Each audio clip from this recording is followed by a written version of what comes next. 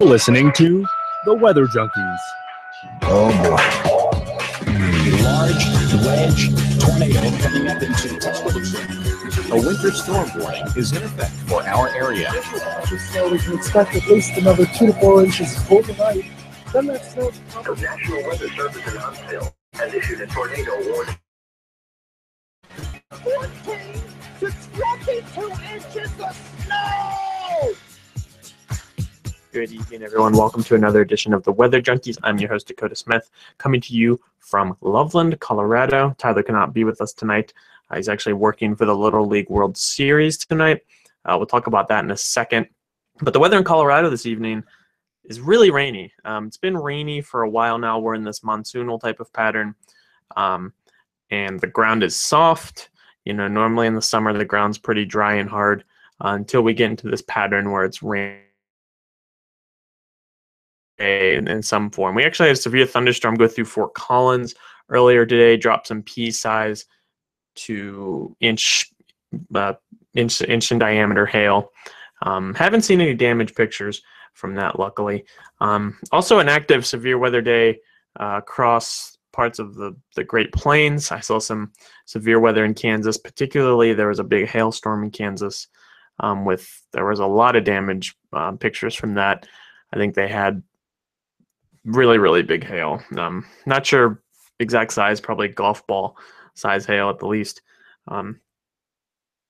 Otherwise, weather's pretty good in Colorado. I enjoy the rain because it means people aren't watering their lawns, and that's always good, saving water and saving energy. Let's jump right into the tweets now. First one up is from normal co-host Tyler Jankowski. You can follow him on Twitter at Tyler Jankowski. His tweet says, public address announcer for Essex Junction, Vermont versus South Portland, Maine. Game is on ESPN, hashtag LLWS.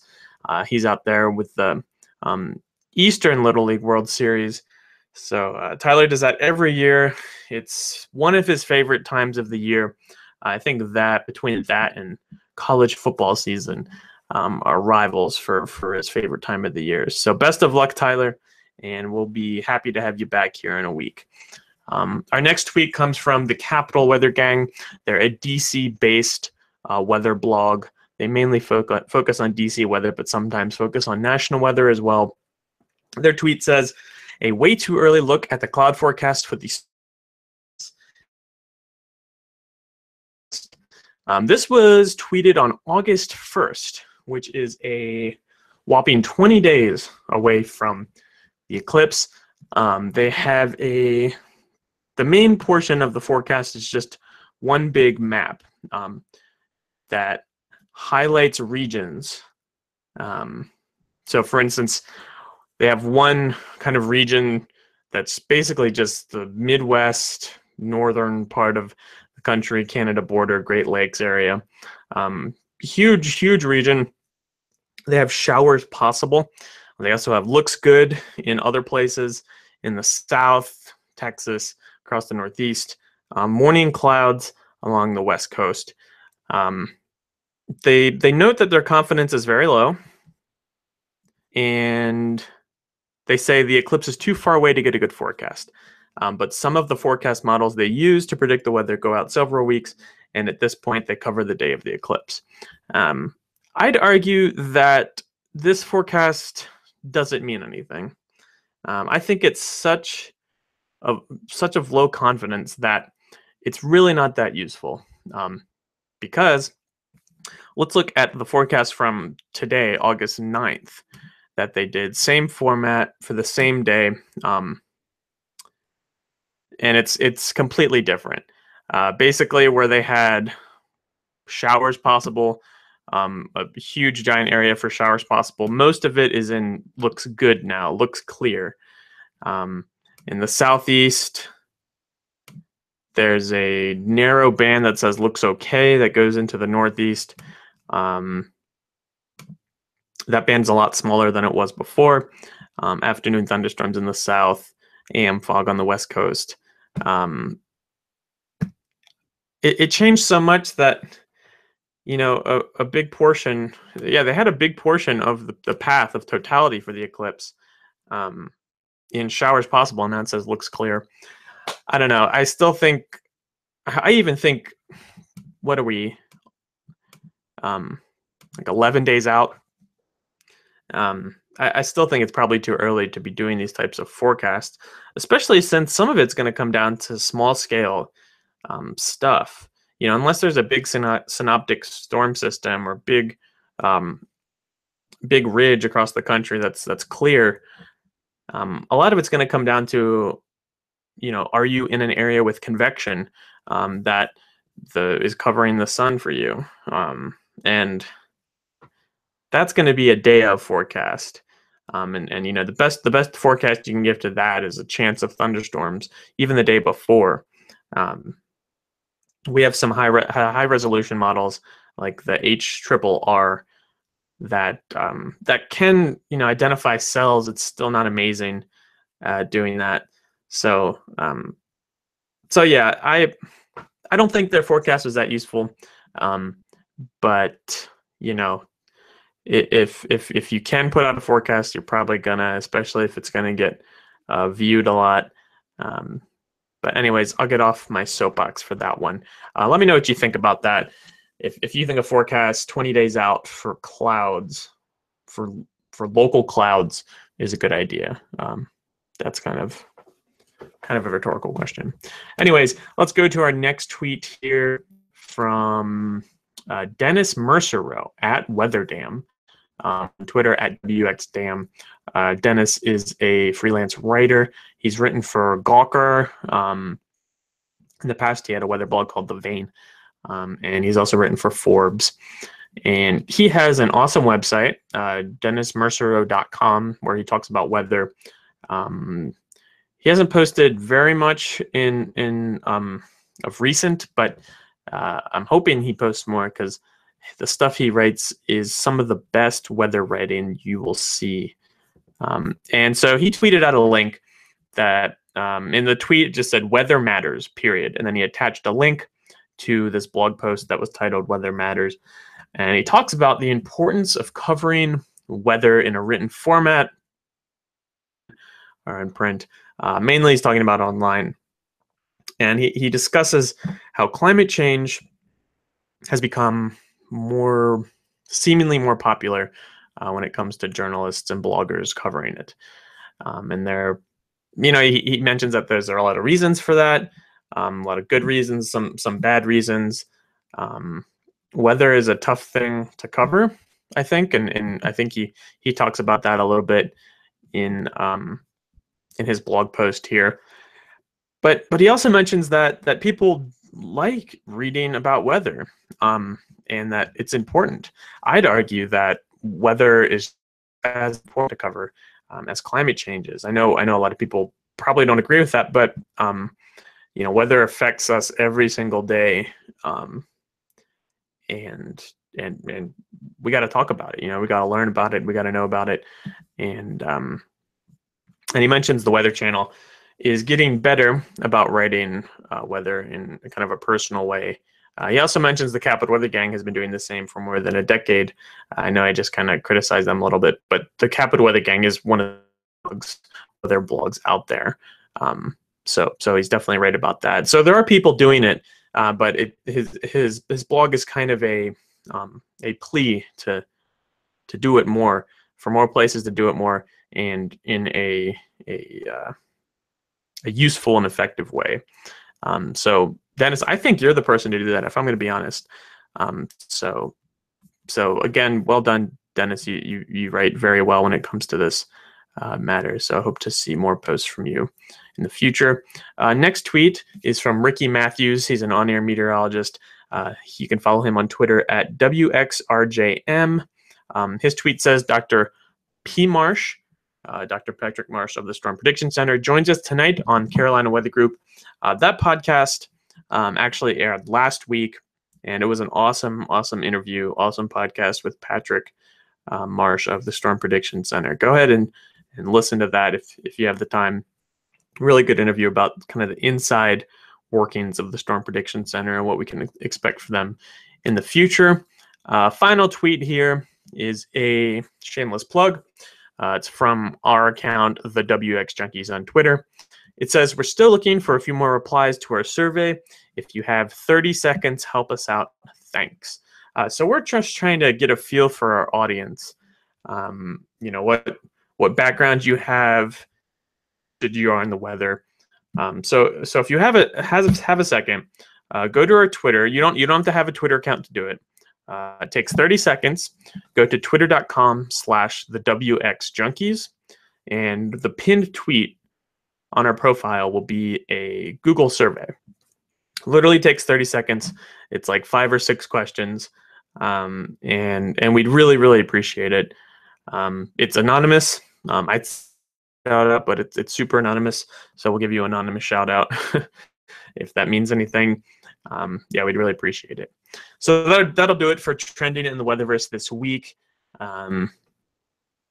Wasn't too much for you. I want to talk about a few things before our main segment of the show, and that is with John Banghoff. He comes to us from State College, Pennsylvania. He's a master's student right now at Penn State. And we talk a lot about emergency management because he had an internship in an emergency management office. And it was a really awesome interview. So let's get to that now. Tonight we are joined by John Banghoff. He is a graduate student at Penn State, but a very proud graduate of Ohio State, I'll say. John, welcome to the show. Thanks so much. Really appreciate it. The Ohio State, but I understand as a Penn State grad, that's a little tough to say out loud. I had to be politically correct here, otherwise I'd be ousted from the show and we lose half of our listening base. But anyways, it's good to have you here, and we'll start out by learning a little bit about you and then talking about our main topic tonight, which is event support from a meteorological standpoint, which I know you have dabbled in here and there over the years. So why don't you start out by telling us a little bit about how you got interested in weather, where you're from, and how you got to Ohio State, so the early years. Absolutely. So I grew up, I was born in Atlanta, Georgia. Huge Atlanta Braves fan all my life, and then really grew up most of my life just outside of Columbus, Ohio. My earliest memories of kind of interest in weather came when camping. My parents and I and my sister would go camping several weekends during summers, and I think I was 8 or 9 years old. And one summer in particular, there were 3 different weekends when we were under an active tornado warning. That kind of the fear, the chaos, the running to the shower houses to shelter for the impending storm was something that just kind of sparked my interest in weather. And from then on, really had a pretty keen interest in it. And so went through kind of living my life, always really enjoying being outside, interested in weather. Started at Ohio State, wanted to be in the marching band. And it actually started out in engineering because I knew I wanted to do math and something related to math and science, but I wasn't sure what. And fall quarter of my freshman year, I came across this peculiar degree called atmospheric science. And I was like, this looks pretty interesting, and found out it was the same math and science that I was already taking for my engineering degree. And so switched, I think, the second week of classes, and really have enjoyed being able to study weather and kind of combine all my interests in both math and science and communication, and even kind of public service. So it's been a whole lot of fun, and now find myself here at Penn State for grad school. Now, how many students are in the Ohio State meteorology program for atmospheric science? Yeah, so between undergrad and grad, about 60 or 70. So comparatively smaller program. It's a pretty big department of geography, which is kind of the main umbrella under which atmospheric science sits. In my class in particular, I think there were 12 or 15 people. So pretty small class sizes, and definitely a niche major, but benefited greatly from all the extracurriculars, marching band and meteorology club, and all the other things that Ohio State had to offer. You would call it TBDBITL, right? That is the one. Yes, indeed. So you've done some things on the side in terms of event support. When did you first get involved with that? Yeah, so through the time of my undergrad, I kind of had this perspective that, broadcast was kind of the only thing within meteorology. after my sophomore year, volunteered at the National Weather Service in Wilmington, Ohio. And that was kind of my first exposure to operational meteorology. And while there, I really got I kind of got a taste for the decision support services, as the National Weather Service calls it, that outreach component, going out and supporting different events that are happening. Then in the summer of 2014, so after my junior year, I spent a summer at the National Weather Service in Peachtree City, Georgia, as a hauling scholar, and had kind of some up close and personal opportunities to be a part of those decision support services, going out and really interacting with emergency managers in the community. In a place like Atlanta, where there's so much weather, so many weather jobs, Weather Channel, CNN, National Weather Service, just so many different things. That office in particular is really focused on that outreach side. And that's where I kind of got hooked on to emergency management, some of the potential opportunities there to merge that public service side of things and that weather knowledge to benefit communities. So then fast forward to the summer between my senior, my fourth year, and the fall of my fifth year, and I intern volunteered at Franklin County Emergency Management, which is Columbus is the county seat, the capital of Ohio. And so through that volunteership, and then I eventually got hired on in a part-time role, I was really able to dive more deeply into emergency management, understand kind of the different expectations from, the National Weather Service desiring, for example, to get every single report of any tree that's down in a county to verify a warning. Whereas for emergency managers, if that tree didn't fall in a house or isn't causing some impending danger, the emergency manager just doesn't have time to respond to that. And so through that really year of working with emergency management in Franklin County, had quite an opportunity to really understand more deeply that interface, again, between the public side, the forecast side. And I feel like emergency managers do a really good job on the public side. National Weather Service employees and forecasters do a really good job on the forecast side, but at times that kind of void in the middle gets lost, where there's different ways of communicating, different verbiage. And so that string of events really has started me focusing more on those opportunities to get involved with outreach and merging meteorology and emergency management. So were there other meteorologists in the Office of Emergency Management there? In fact, they were not. No, that was actually one of the big things I did just that summer, was beginning to train on some of the very, what I guess we as meteorologists use, basic things, education on Storm Prediction Center, convective outlooks and mesoscale discussions, and the way that watches and warnings are issued, just kind of an education standpoint, because a lot of those Franklin County Emergency Management either come through an emergency management track or military. Those are kind of the two common avenues. And with something like weather, everybody's got a weather app, and there's baseline knowledge, certainly, but no meteorologists were on staff, and I was honored with the opportunity to be able to kind of help educate and really work alongside them to teach some of the basic tools that are available, and again, bridge that gap between the two entities. So how did you convince them that they needed to bring you on board, or were they already seeking someone out? So I actually reached out to them and said, hey, I'm a meteorologist. I'd be interested in coming over and helping out in some volunteer role. And really, they were willing to bring somebody on. At first, I was just kind of helping out with some social media stuff. And soon they saw, it was really just me slowly but surely starting to educate, and them seeing the effectiveness and the need for that. For example, before I got there, the policy was basically for the on-call person. There'd be an on-call person every week. And their policy was, if there was a warning issued in the upstream county, so the county to either the west or the northwest, if there was a warning issued there, they would come in. And to me, that seemed like, most of the time that would work, but maybe wasn't the most beneficial way to go about doing that process. And so being able to educate them, give them more confidence in knowing what's to come, not being so fearful or kind of scared, or not wanting to kind of get caught with their backs against the wall. Another element of it was Franklin County has about 200 outdoor tornado sirens that are tested every Wednesday, and then obviously activated when there's a tornado warning.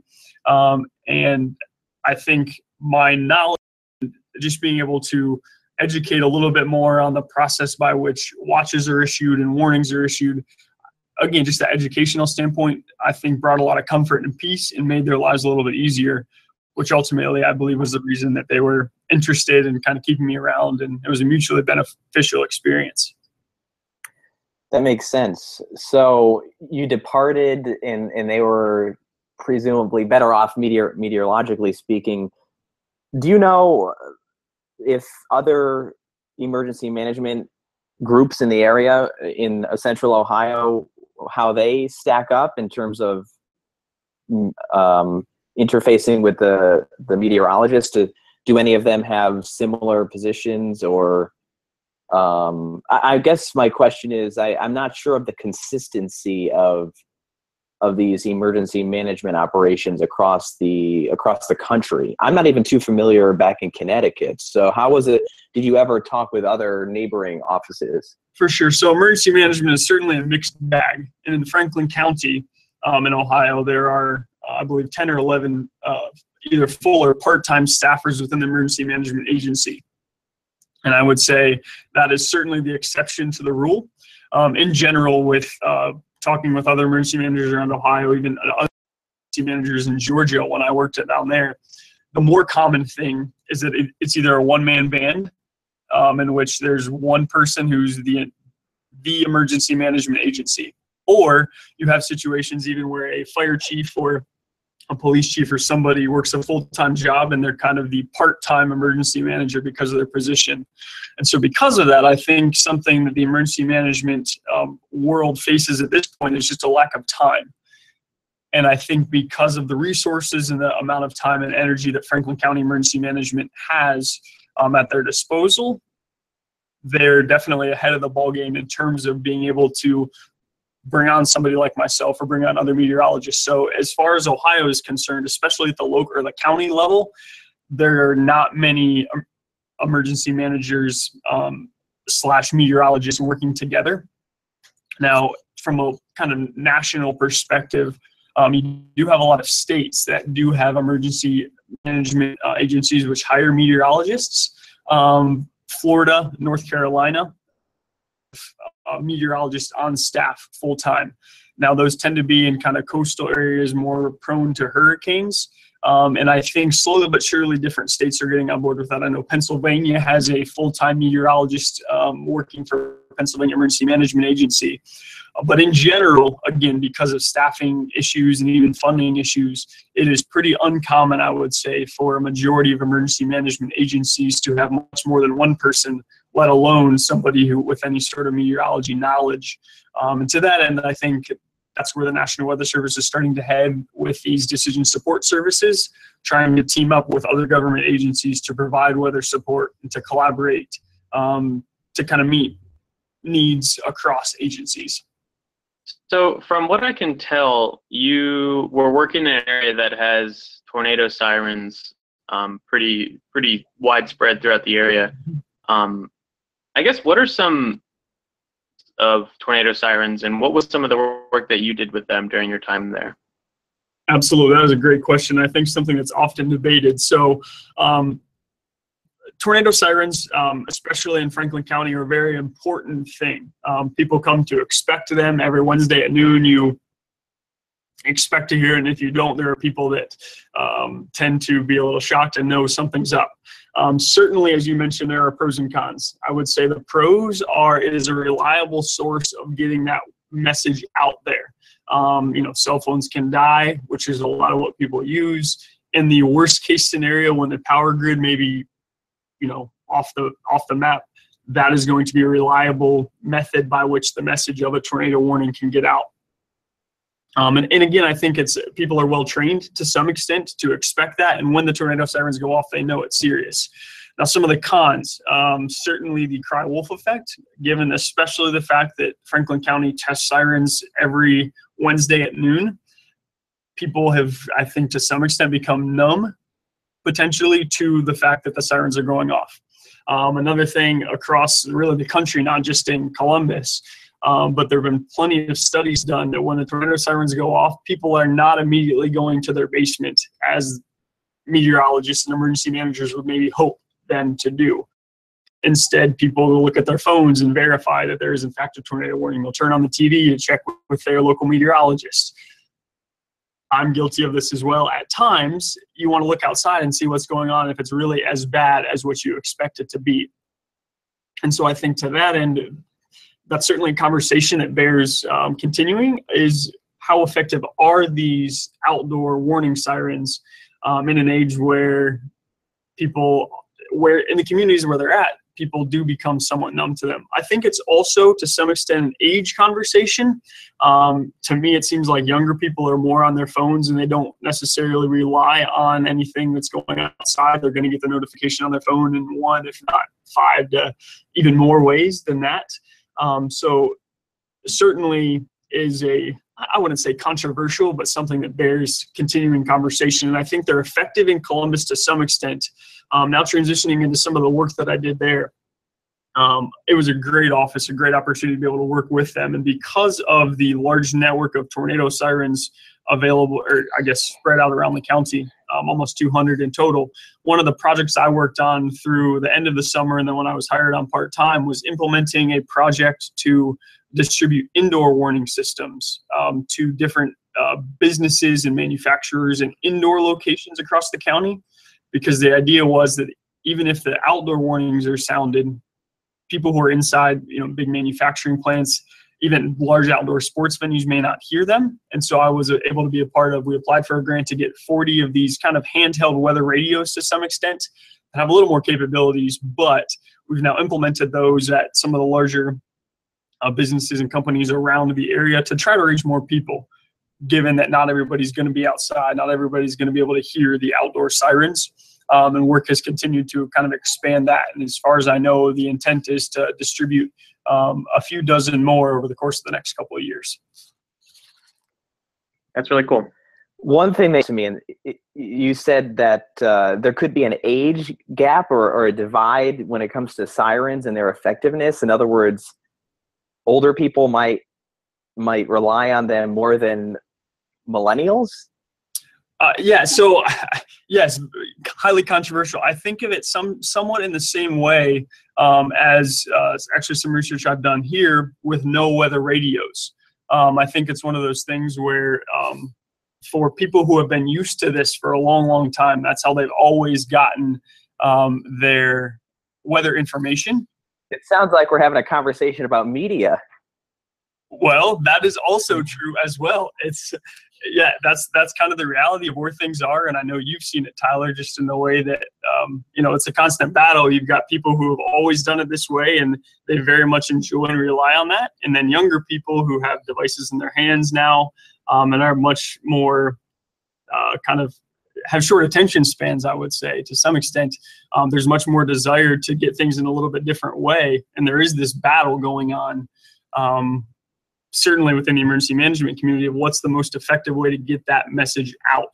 Another thing, kind of as we're talking about that Franklin County's implemented, I know a lot of counties have started as well, is kind of an automatic notification system where people can opt in to receive watches, warnings, advisories to their phone as they want it. I know that's something Franklin County's also implemented to supplement that outdoor tornado siren notification, is people can also get that information directly to their phone with an email, with a cell phone, with a landline even. And that's another method that I think many emergency management agencies are trying to make use of. That you're familiar with and I don't know the exact term, but the alerts that get sent to all smartphones, the flash flood and tornado. Yes. The reason I love those is because you can shut them off, but generally speaking, it's much more of a push and you must receive type deal. In other words, you must respect it. And I feel like people really get jolted when that alarm goes off and it's a tornado, the emergency alert on your smartphone. Nights ago here in Pennsylvania, was sitting with a group of friends, and a flash flood alarm was issued and everybody's phone starts going off. And as you said, I think that's a really nice thing because you don't have to opt in for it. You're automatically going to get that message, and it's based on your phone's GPS location.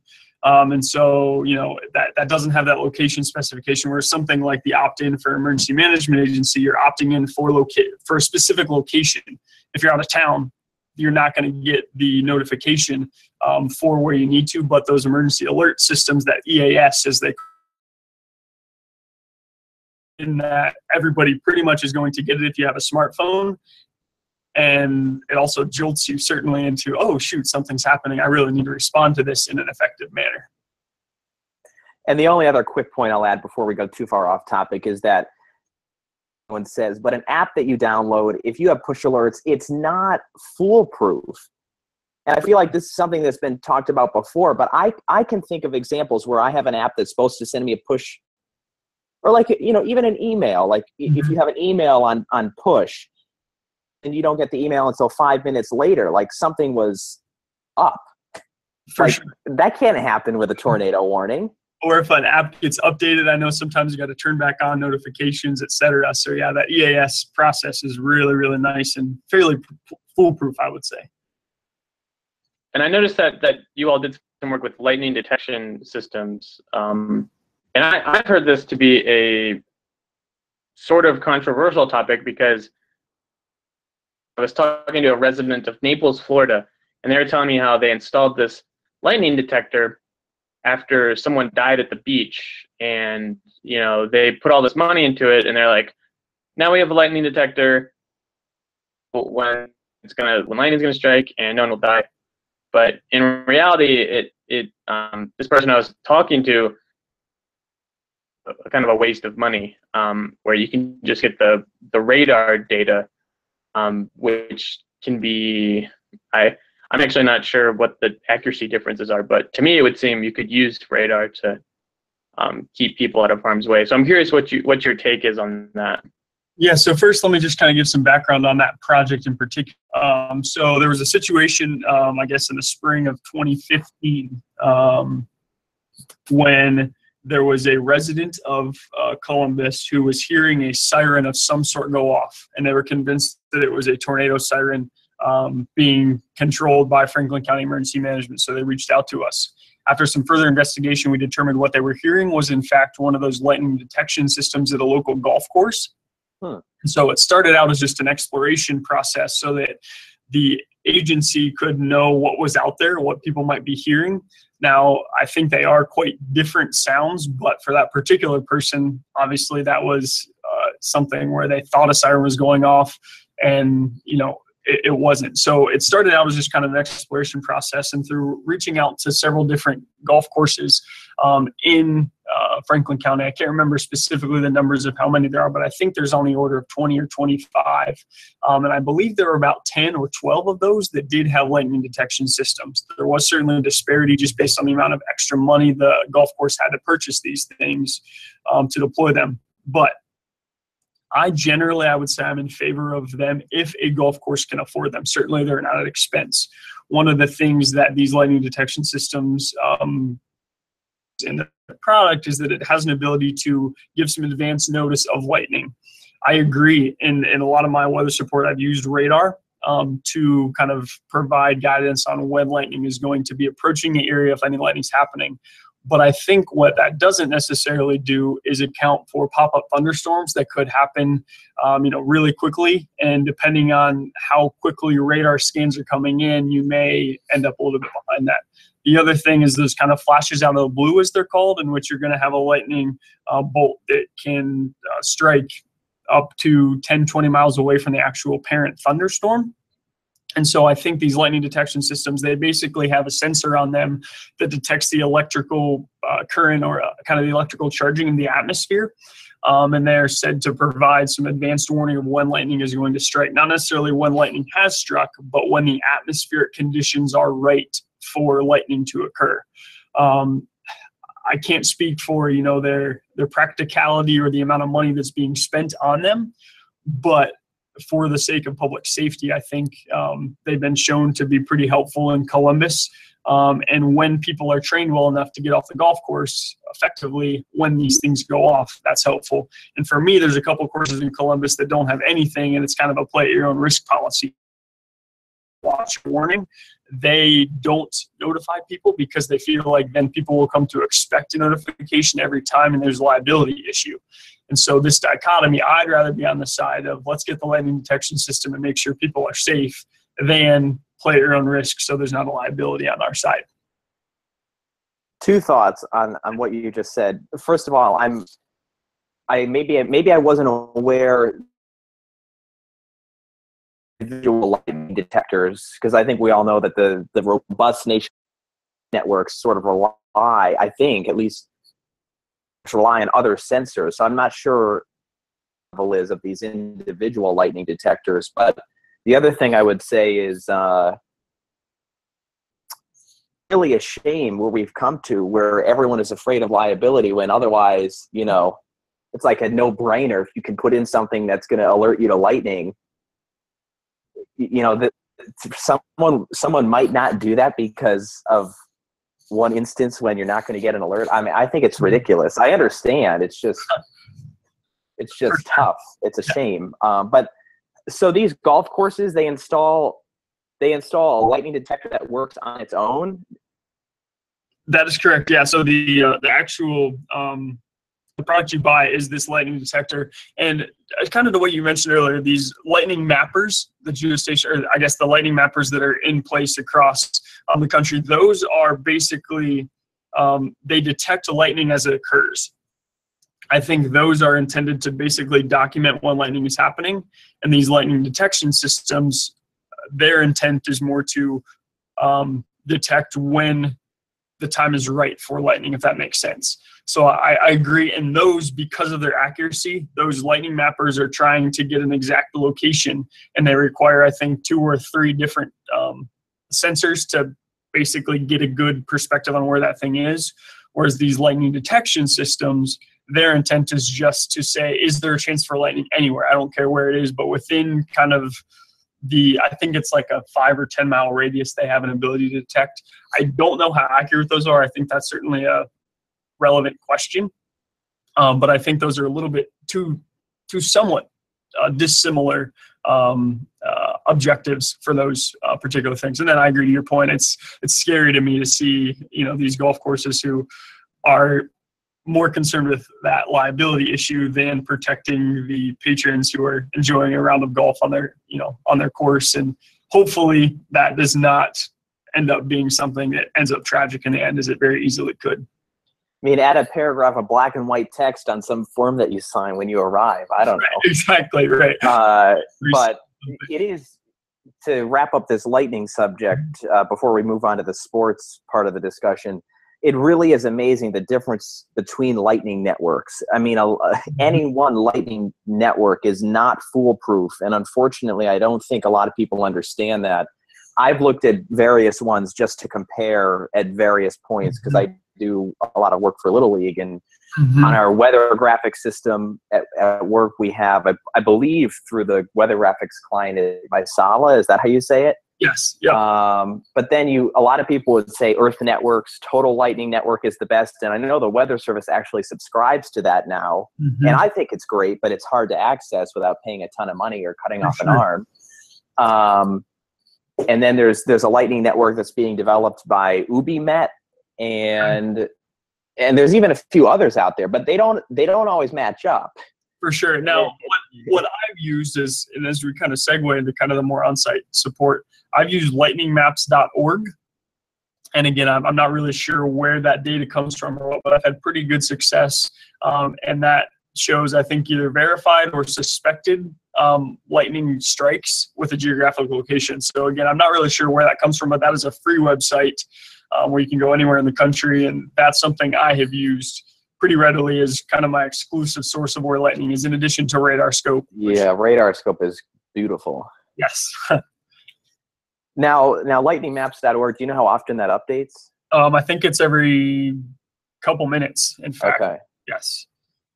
Yeah. Generally, I guess that's fine. But if you have a fast-moving storm and a big crowd, you have to sort of step in, which is a selling point for actually having a meteorologist for a large event. Absolutely. And that is a good segue to the sporting part of this conversation. You've done some work in Columbus on the sporting side of this. Yes, that is correct. So I had mentioned previously my work with Franklin County Emergency Management. While working with them, I did some weather support on site for Red, White, and Boom, which is Columbus's 4th of July fireworks show. Several, I think tens of thousands of people downtown, was able to provide support. Fortunately, the weather was fine, no issues. But the Columbus Crew is a Major League Soccer team in Columbus. And through some collaboration between Franklin County Emergency Management and the Columbus Crew, both parties ended up talking. I was not involved with it. It was mentioned that I was a meteorologist and had some background, and they asked if I would be interested in coming to all their events, both soccer and then concerts, for the summer of, I guess that would have been 2016, and providing on-site weather support for those events. And so I certainly jumped at the opportunity to do that. I had the opportunity to work alongside many different people for several events over the course of that summer. What were some of the challenges that you encountered? Anything surprising? Yeah, so being in the command center, as they call it, underneath the stadium, Montfrey Stadium in Columbus, working alongside Columbus Police, Columbus Fire, some military folks who were monitoring air quality, if there were any sort of pollution, etc. There was a U.S. United States men's national team World Cup qualifier, which brought in some people from FBI and Homeland Security. And I really saw there that weather was certainly a part of the equation, but far from the most important part. In addition to that, not many people in the room really had much knowledge of weather because they were much more concerned about other elements of the event as it unfolded. And so through the course of that summer, I learned a couple of things. And actually, when I presented my poster at the National Weather Association conference last fall, I kind of came up with a couple big lessons learned. The first one was know your audience. This idea that you got to have a baseline understanding of who they are and what information they want from you. All the time, people ask me, John, what's the weather? And that what they're really looking for can vary depending on who they are. As a meteorologist, I want to give the most detailed hour by hour, even minute by minute forecast with all the details about how much rain and how long it's going to last. Some people just want a basic idea of generally what are we expecting right now. The people that are going to want that hour by hour and minute by minute forecast. And so really being able to kind of know what your audience is looking for is really important. The other thing that I came to realize was the importance of being kind of the meteorologist in that room. It was important for me to step into my forecast and be confident in it. I didn't have anybody else who was alongside me to kind of reassure me. And at the end of the day, I had to be the one that was willing to defend that forecast and stand up for it. And so there were a couple of times when I made a call when there was a storm approaching. And I said, look, it's going to be here shortly, right around the start of the game. And I said, we should delay. In one game in particular, lightning did strike within kind of the regulated 10-mile radius. And so from that sense, we verified, but that storm dissipated. It never rained at the stadium we were at. And so that was one where that was a tough pill to swallow. People were obviously frustrated, feeling like there was no need for the delay. People had to be up later. There was certainly an impact to that. But I really had to learn, look, I made the forecast. We erred on the side of kind of that public safety, which is really what we were looking to do, and I had to own that. Now, the last thing was learning from my mistakes. It became very important as I went through the summer to kind of know, not only from a meteorological standpoint, where I went wrong, but also in the ways that I was communicating things. It was important to make sure I somewhat filtered what I was saying. The president of the Columbus Crew was in the command center a couple of times asking what the forecast was when we were under a delay. In the first game, when I was sharing that information, kind of detailed information about what I expected for the game to resume, I got on Twitter shortly after that, and he had tweeted that information out verbatim for everyone to see, which was fine because I was comfortable in that. But seeing that information was going out to everyone, I had to make sure that I wasn't going to be overcommitting or undercommitting. I had to make sure that I was doing a good job of giving an overview without being too specific, and that would kind of back me into a corner. So tons and tons of lessons learned, but I think those are the three: know your audience, own your forecast, and learn from your mistakes. Fascinating. Now, a lot of this sounds familiar. That lightning strike, but no rain sounds familiar. Definitely. I sort of enjoy those situations because to me, that, that's really where our value is. If we weren't there, everything would have gone off like normal, because people think it needs to be raining to have a problem. Absolutely. But so you didn't encounter resistance about stopping with no rain but lightning within 10 miles? So from a public standpoint, there was plenty of resistance. Looking on Yeah, Twitter, there were all kinds of people complaining, but I think by that time in the summer, I had gained enough credibility and made some correct calls that the folks that I was working for came to really trust me, and also understood that it was far better to err on the side of public safety than to risk anybody getting hurt and being outside. And actually, there's a tweet from. I want to reinforce that crew SC delay is not about the potential for rainfall. We're waiting for lightning to move away for your safety. And so, that was reassuring for me to say, okay, he's also on board with the fact that we're looking out for the safety of all these people. There certainly was harassment and all that stuff from people saying, oh, John, you made a wrong call, just from people in the command center, all joking fun.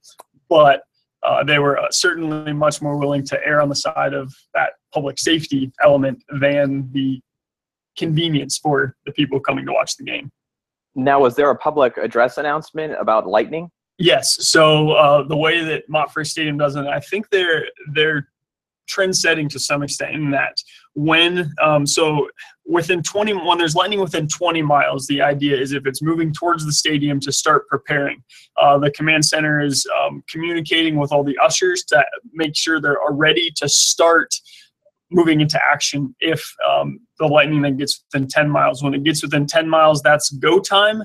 And once it gets within 8 miles, the idea is that there needs to be pretty much full evacuation or at least sheltering. Once lightning is within 8 miles, there is a address over the public address system, prescripted thing saying, there's been lightning detected within XYZ miles. Please move to a shelter area immediately, and we will keep you updated as we get more information.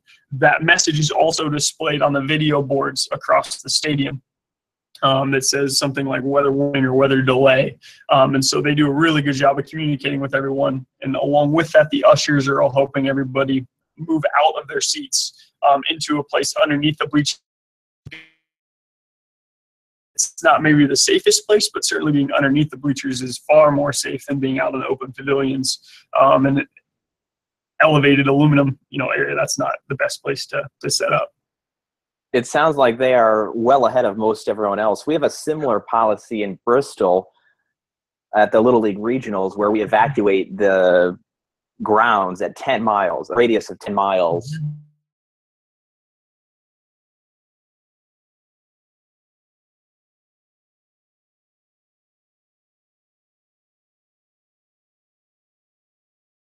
Very proud of where we're at, because we actually had we actually call them lightning delays. We had 7 lightning delays over the course of the summer, and a couple of them were the kind where it never rains, but it's on the 10 miles out ring. We have yet to have one this year, but the baseball tournament is coming up. And the other thing is, do they have TV there? Is it on TV?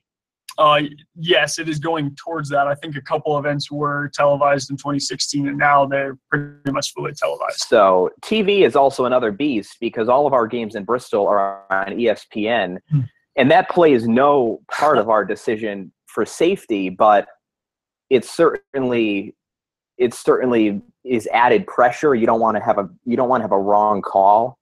Absolutely. And it really screws things up, because there are different rules for how many Little League games can be on at once, and which channel you're going to be on. Sometimes if there's a long delay, you have to change channels to ESPNU instead of ESPN. But it's really cool to have that impact, and to see weather at the forefront when it needs to be. I mean, if it's sunny, it's not that important, but for sure. But I think there's a lot of work that needs to be done all across the country. I mean, Major League has egg on its face every week on Twitter, at least in the meteorological community. So it's exciting to hear that some other location is on top of the ball. Slowly but surely, things are moving that way. And actually, in last fall, Charlie Woodrum, who works at the National Weather Service and he's one of the higher ups in decision support services, he presented at the Major League Soccer annual meeting for all of the folks kind of in charge of these different stadiums and teams, and he presented on some of this work I did. And I'm hopeful that other places will also start to employ this and see the value in it, especially in areas that are prone to severe weather during the course of the Major League Soccer season. And I mean, certainly proud and thankful for the folks at the Columbus Crew for having brought me on and understanding the role of a meteorologist and the importance of that. And hope other stadiums and other sporting or other sports will also follow suit moving forward.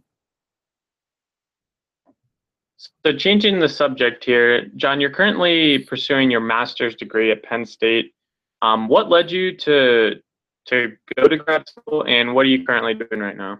Yeah, so through the course of my undergrad, I was blessed with a lot of different opportunities and kind of got closer to what I knew I wanted to do long term, being kind of in that bridge between emergency management and forecasting. And as I got into my senior year and even beyond that, I really felt like I developed a lot of communication skills that were necessary, but didn't necessarily develop that technical credibility that I felt like would be helpful and also beneficial to me. And so through consultation with a lot of different friends and colleagues within meteorology, decided that by going to grad school, I'd be able to dive a little bit deeper, understand the science behind meteorology while still keeping a focus on being able to communicate effectively, so that when I'm in a situation, sitting at a Columbus Crew soccer game and there's a storm coming, that I am not just kind of blindly looking at what's in front of me, but have a much more deep understanding of really what's going on and can also explain that more effectively. And so decided Penn State was the place that I really wanted to come because of the kind of breadth of opportunities here, a huge undergrad meteorology program, a large amount of faculty, really a lot of opportunities to plug into maintaining my communication interests through things like Weather World, the TV show that airs every single night, being able to get plugged in with that, interacting with the National Weather Service here, even getting plugged in with Penn State Emergency Management a little bit. Now, my project itself is not exactly related to this kind of communication realm, but is certainly helping me a lot to kind of dive in a little bit more deeply. The project I'm working on relies heavily on radar. So I'm looking at radar imagery to a particular weather phenomenon called horizontal convective rolls. Now, this is a phenomenon that doesn't really cause any sort of harmful weather. It tends to happen on these really hot and stagnant days in the plains. And we see basically these linear areas where the air is rising, lofting bugs, and so that shows up on radar. And the important thing for understanding what's going on with these rolls is that at times, these rolls can be a hot spot for convective initiation, or places where storms may end up firing. There was a tornado back in 1999 in Moore, Oklahoma, that ended up being, I believe, an EF5 tornado that was spun up along one of these areas of rising motion along a horizontal convective roll. And so what I've been doing is going through and developing a climatology, or basically an overview of how often these things happen. What direction are they aligned? When do they start? When do they end? And also looking at some of the other variables associated with dual polarization radar, which just gives us basically a three-dimensional view of the atmosphere. So starting to look at some things like how deep is the boundary layer being the area closest to the ground that really affects a lot of the weather that we have. Understanding kind of what's going on and what is being lofted. Is it bugs? Is it dust? Etc. And that's really provided a great opportunity for me to dive into something I'm not as comfortable with and figure out how to communicate that and explain it effectively, which I hope I've been able to do here, but also to just develop more technical skills in computer programming and really expanding my knowledge of even what research has already been done in this realm. Ohio State, Penn State, did you lose any friends for that? What's it like wearing your stuff on campus? Great question. Something I really enjoy talking about. When I made the decision to come to Penn State, it was kind of like I made nobody happy, because everybody back home was like, why are you going there? When I got here, certainly was not welcomed. And one thing I have to say that, is kind of a backhanded slam on Penn State, which, forgive me in advance for doing so. But growing up, my mom went to the University of Michigan, and obviously the Ohio State and Michigan rivalry is huge. One of the, in my opinion, and in a lot of people's opinions, I think one of the best rivalries in sports. And so when I got to Penn State, or I guess a couple years back, I met somebody from Penn State through the Hollings program, and they were talking about how Ohio State was this huge rival to Penn State. And at first I was like, what? Because at Ohio State, Michigan is the rival. Michigan State has kind of become, somewhat of a foe. And Penn State, we desired them to be irrelevant. We haven't felt like they have been much of a rival, but certainly over the past couple of years, this past year, unfortunately, Penn State did beat Ohio State, so they've become more relevant. Now you're in trouble. A couple more later nights than you're used to. Absolutely, yes. So I've still been seen many times with my scarlet and gray don across campus. I TA'd for a class, was an assistant for a class last fall. And every Friday, I would proudly wear in some sort of Ohio State garb, get harassed for it, et cetera, talk some smack before the Ohio State-Penn State game in the fall, and it did not exactly pan out. But it's been fun kind of sharing in a love for Big Ten football and being able to look forward to the rematch this fall in Columbus, which I'm hopeful will turn out a little differently than this past year. Or less, what advice would you have for a prospective meteorology student or someone currently studying meteorology? Absolutely. My biggest piece of advice, which I've really benefited from, is don't limit yourself to the straight and narrow. Through a lot of different opportunities to pursue some opportunities with the National Weather Service and broadcast and emergency management, now sports forecasting, seeing an opportunity and trying to make something out of it has been huge. Setting myself apart, not just doing what other people before me have done, but really looking for places where I can use my passions and skills to provide a benefit to people, and to hopefully find the cutting edge of where meteorology is going. That's the biggest thing I can offer. Don't just go with what everybody else has done before you, but really try to pave a path for yourself and make a difference to maybe a different realm that doesn't think they need meteorology, but may find out that it can be very, very useful. Pave a path for yourself and do something different. Great advice, John. Thanks for joining us tonight. Thank you guys so much for having me. I really appreciate it. Can our listeners find you on the internet, whether it's social media or website? Yeah, so I am on Twitter at John, John Banghoff, Banghoff. Post all kinds of weather stuff there. If you want to friend me on Facebook, I'd be happy to follow there. I don't have a website, but Twitter, I would say, is probably the best place to reach me and to see everything from Ohio State football, it for the interview with John.